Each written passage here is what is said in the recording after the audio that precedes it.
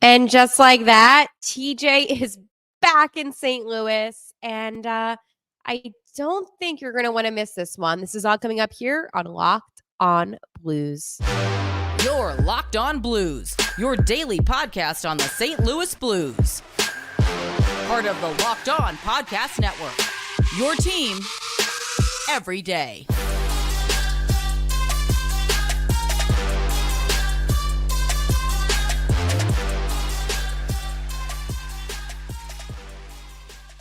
And welcome back to Locked On Blues. I am your host of Locked On Blues, Haley Taylor-Simon, talking to you all things about our St. Louis Blues, here a part of the Locked On Podcast Network, your team every day. Today I'm going to be talking about the Blues' win over the Capitals and a familiar face coming back to St. Louis.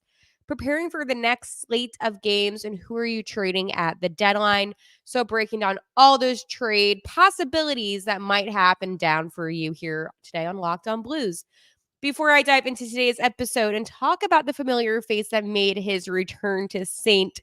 Louis, I just want to let you know that today's episode is brought to you by FanDuel. Make every moment more. Right now, new customers get 150 in bonus bets guaranteed when you place a $5 bet. Visit FanDuel.com/lockedon to get started. Hello, how is everybody today on this Monday evening? So first, I want to start off with the Blues' win over the Capitals is a 3-0 win, shutout game for one and only Mr. Binnington, which he honestly needed 18 saves. And I know that the Blues, they've been on the struggle bus a bit lately, but Washington, again, they're a team that is beatable. So this was huge for the Blues, especially after their last game where the Capitals dominated the Blues 5-2. Was not a good game. And our boy TJ got a hat trick with the Capitals. So I just want to say this, that my title of this video about TJ coming back to St. Louis is 100% accurate. And I'm going to tell you why. So, for those that don't know the history with us and T.J. Oshie, he was drafted in the 2005 NHL entry draft as the 24th overall to obviously us here in St. Louis. And TJ was with us for 7 seasons from 2008 all the way up to 2015. And then obviously he went on to play for the Capitals. Well, the St. Louis Blues had their Hall of Fame introductory night the other night. And because TJ was in town for the game, he stayed and he was able to be in attendance and made a surprise guest appearance. And it was fun to see TJ. Some of the great moments that he had on ice with he t- it's funny. Kachuk did get the credit for this. I'm talking about Keith, but TJ had a nice slap shot and it hit Keith in the mouth, but it deflected into the net. So like the Blues got the goal. But it was funny being able to reminisce on all of these memories and have TJ in the building. It's funny. I know a lot of people, maybe modern day hockey fans, really resonate TJ Oshie with the Capitals. But for me, at least, my whole childhood growing up, he was always a St. Louis Blue. So it was nice having him return. And 7 seasons is a long time. I know that he spent a good amount of time in Washington, but it was really nice seeing him take the time really just to stay here in St. Louis and to be able to attend. And it says a lot about who he is as a person. He's a great player, but it is funny because, like there's some players that you will always miss. And I think he is one of them. And I think that, as a fan, you just like you just want him back. And I think all of St. Louis knows that. So I'll tell you about the trade. So this happened on in July of 2015, where the Blues dealt him to the Capitals. In return, honestly, I'm gonna be for real. It wasn't it wasn't really that good for us. We got a couple guys out of it. But yeah, we basically just cut down our payroll, to be honest. So it wasn't like it was like that impactful of a trade. But I miss TJ Oshie, and obviously him getting that Hattie against us the other night kind of sucked, but it's all fun. It's all fun and games, and I was happy that he was able to attend. So TJ, we miss you. It sucks, but once a blue, always a blue. So that was a fun little memory just to talk about. So, anyways, I'm going to break down the game that happened this weekend where the Blues actually shut out the Capitals. So, in the first period, about 2 minutes in, Colton Parayko was able to get a shorty with an assist from our boy Robert Thomas. And this was a beautiful play. I think Robert Thomas is so good at feeding the puck, but that penalty kill unit has been improving. So it was cool to see the Blues get a shorthanded goal. Then in the second period, Schenner was able to get his 10th goal of the season. Again, a nice setup by Justin Folk and a secondary assist to Pavel Buchnevich.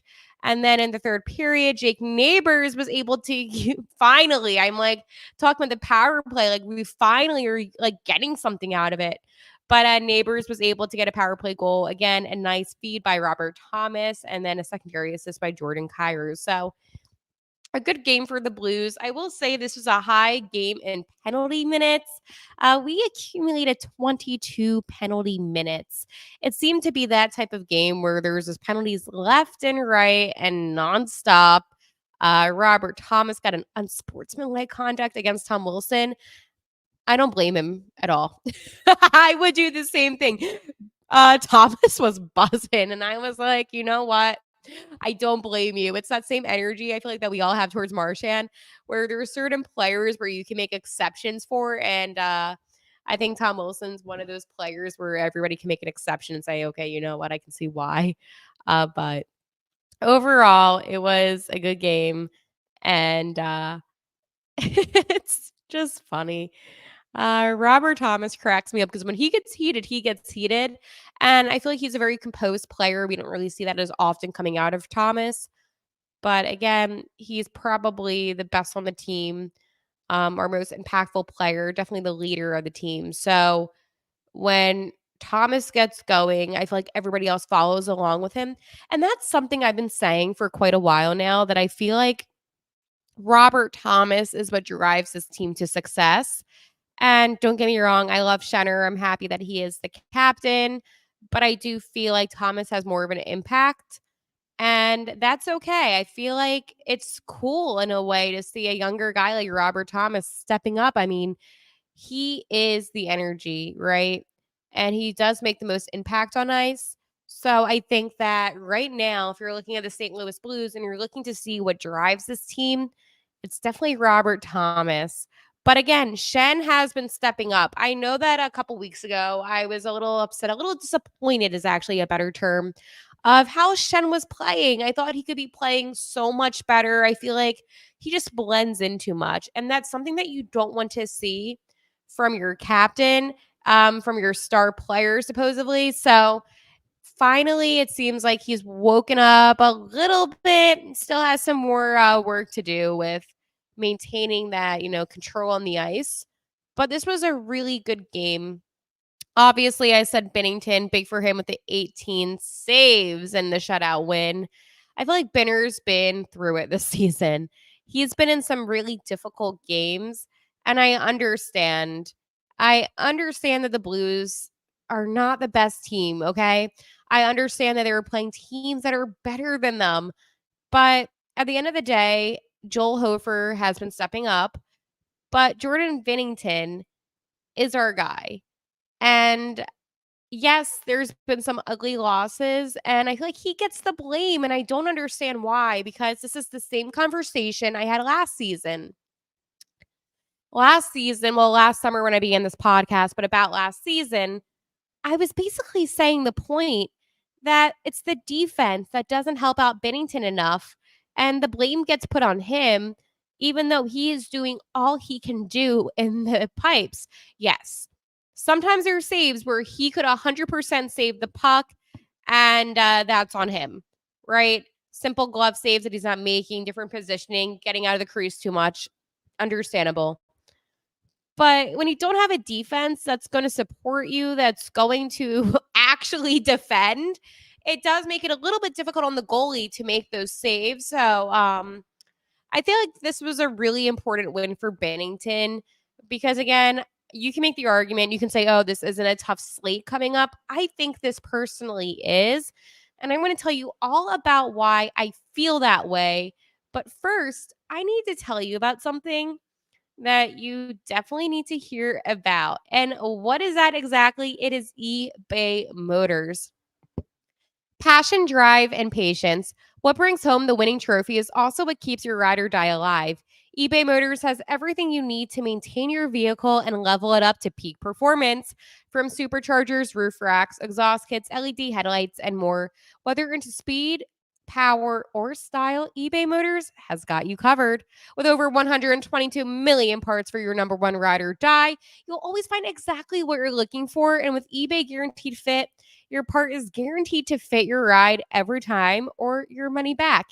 Because with eBay Motors, you're burning rubber, not cash. With all the parts you need at the prices you want, it's easy to turn your car into the MVP and bring home that win. Keep your ride or die alive at ebaymotors.com. Eligible items only. Exclusions apply. eBay Guaranteed Fit only. Available to U.S. customers. So the Blues, I personally, in my opinion, I feel like I have a little bit more of a challenging 3-game road trip ahead. And it all begins tomorrow with the Blues taking on the Calgary Flames. And listen, the Flames, they're okay. They're kind of like falling down a little bit. Like they were really hot earlier, but they're a team that's beatable. But the thing about the Flames is that they do have a good defense, and I personally feel like the matchup against the Blues is going to be tough for St. Louis. And then you look at the Canucks. Do I need to say anything else about the Canucks? No. No, honestly, the Canucks, and it's going to be one of those games where I'm going to say this is going to be the toughest game for the Blues out of these three, and the Blues are going to end up winning against the Canucks because that's how it is. The Blues are such an unpredictable team, but I just feel like this is going to be one of those games where the Blues actually are able to record a win. It's either going to be that or they're going to be like, it's going to be like a 7-2 loss. It's either or. You never know, St. Louis. And then you have the Seattle Kraken. And the Kraken, they've been actually playing some better hockey. I know that I might get unnecessary hate for this one. I'm not a fan of the Kraken. Um, oh, what do I mean by that? Well, okay, here's the thing. I've never really been a fan.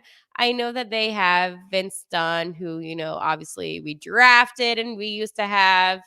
I know that they have, there's some players, woohoo, Kraken. I don't know why. Like, I've just never really gotten into hockey in Seattle. I guess that's on me. I apologize, I guess. I mean, like when you look at some of the players on the Kraken, like obviously you're gonna look at an Adam Larson. Like, all right, he's a good defenseman. Um, Justin Schultz, a good defenseman, right? You have Jerry McCann. Like they have players that are.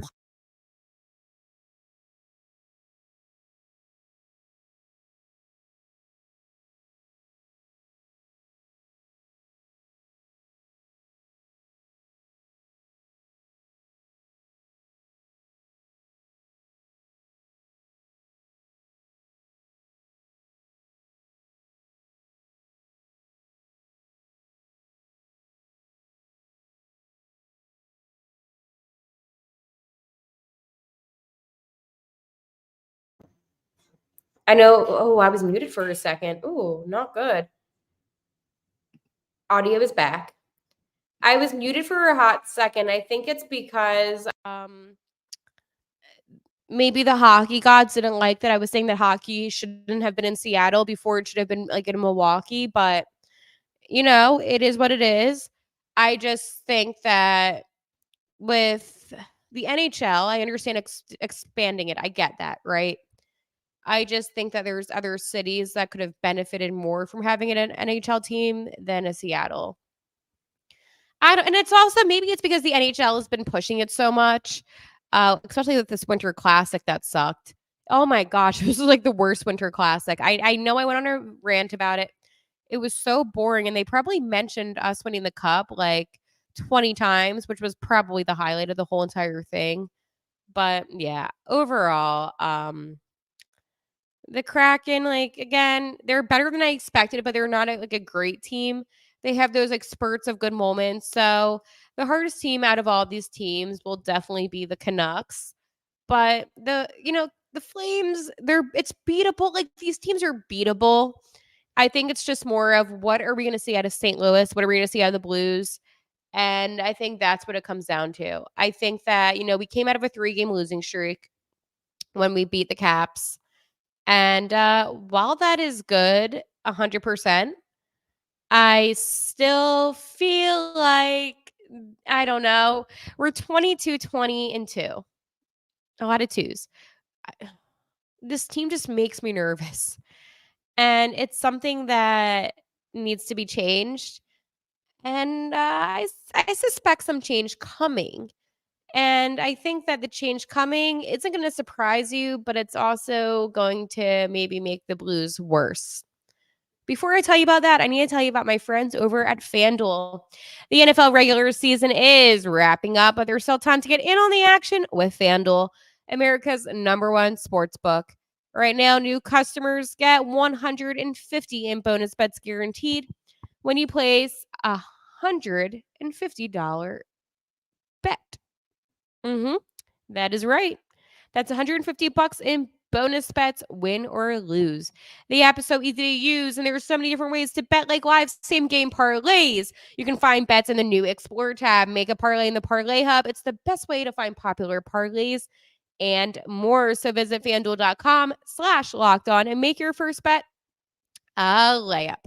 FanDuel, official partner of the NFL. I'm gonna be honest with you. I I don't want the 49ers to go to the Super Bowl. So next week, obviously, I like to bet on football. I always bet on football. That's kind of like my jam. Yeah, we're gonna take the Lions. Did I wait? Yeah, we're taking the Lions money line. That might not work out for us. That might not be good. But YOLO. So Lions money line. I had to really think about it. I'm like, are you kidding me? Yeah, whatever. I won a couple of my bets this week, FanDuel.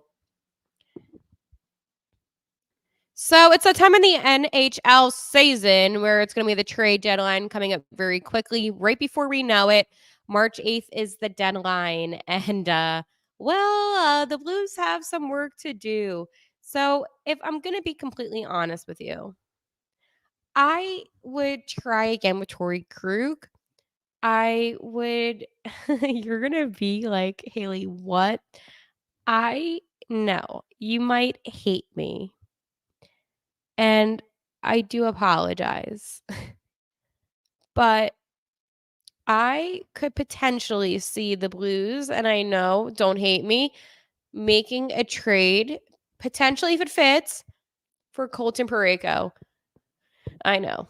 I love Colton. He's been still so good on D, but the reason why is he has value, and I feel like right now the Blues just need to get rid of some money and continue. I know. Listen, it sucks. Like there's no easy way to say that, but it's the reality. They need to get younger. He is 30 years old, still has value. Get something out of him, okay? I mean, I would also maybe even consider like trading Kapanen. I know that maybe like he won't get that much value out of him.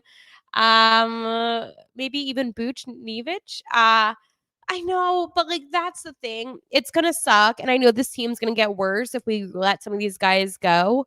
But at this point, let's be realistic. Do you really think the Blues are gonna go to the playoffs? No. Do you think the Blues are gonna win the cups? The cup, not cups, cup. No. I could even go as far as saying maybe even consider Binnington, which I don't want to say. But the point that I am trying to make is, and I'm sure things will happen this offseason, unlike last offseason. Thank you very much, Army. But The Blues need to realistically do this correctly, and they need to make sure they retain as much value for the guys that they have. So, yes. Am I expecting moves on the trade deadline? Absolutely. Am I going to be disappointed? Probably, because realistically, my focus right now is getting a good draft pick, and I'm not to the point where I've given up on the Blues. So, I don't want you to think that. I love them. I support them. I want them to do well, but at the same time, I'm not seeing the results on the ice. And a couple wins here and there isn't going to do it for me. Do I think Drew Bannister is going to stay as the head coach? Probably not next season, if I'm being honest. I just think that this team really needs to clean house. I think there's a lot of work that needs to be done. And I think that's a very valid statement to have. I think at the end of the day, you can disagree with me and say, let's just wait till the offseason to make these moves. Or you could say, you know what, I understand where you're coming from because the draft right now should be the focus. And who knows, you can make a trade during the deadline and you could get a couple first rounders again. I'm just saying, let's be realistic right now about what our expectations are for the Blues, what we expect to see out of them. And that's all I'm going to say on that. A little fun fact on Wednesday, guess who I'm seeing? That is right. I am seeing the Springfield Thunderbirds in Pennsylvania. So, really excited to go. I literally am buzzing. I feel like I don't get to see the Blues. They only come here that one time of the season. So it's really nice to be able to see my teams in person. So I will be seeing them a little bit of a drive, but hey, it's so worth it. Still will be an episode on Wednesday. Do not worry. All right. Well, I will talk to you tomorrow for our game day preview of the Blues and the Flames. Again, T.J Oshie returning to the St. Louis Blues Hall of Fame introductory night. Was so nice to have him back in town. And TJ, if you ever want to come back and be a Blue for maybe like a couple more seasons, maybe our boy Doug Armstrong will help you out with that one because there is no slowing you down at 37 years old when you get a Hattie. All right, I will talk to you tomorrow. And like always, let's go Blues.